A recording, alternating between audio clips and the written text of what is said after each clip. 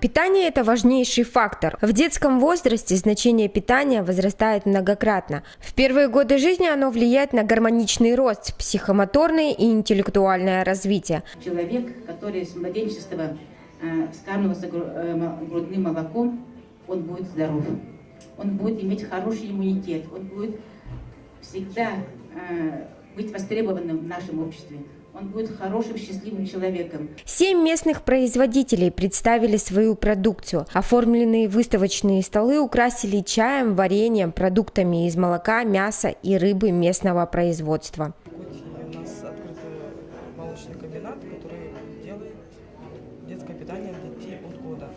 То есть он не идет не на основе натурального молока, а вот исключительно сухого молока. Полезность нашего чая – это несомненно, потому что они, во-первых, сделаны у нас, собраны, да, в природных условиях.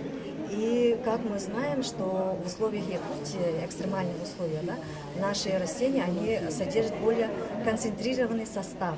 Повара приготовили более 30 блюд из продуктов, растущих и выращенных в нашей республике. Мы сделали блюда, которые попробуют, дегустируют наши матери и те организаторы, которые для них рекомендуют эту пищу. Кулинарные шедевры были выполнены с учетом рекомендаций пищевой индустрии.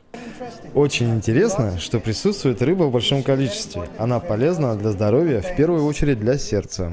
Очень полезно, натурально, что необходимо и для грудного вскармливания, и вообще в питании для кормящей матери, для ребенка. Это в первую очередь и для малышей, для будущих мамочек, для кормящих.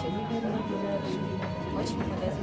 Грудное вскармливание ребенка не является заботой одной лишь женщины. Чтобы обеспечить новорожденным наиболее здоровое начало жизни, матери нуждаются в помощи со стороны поставщиков медицинских услуг, родственников, местного сообщества, а также органов власти. Содействие всех сторон помогут женщинам защитить здоровье и благополучие будущих поколений. Надежда Акимова, Денис Попов специально для Ясия.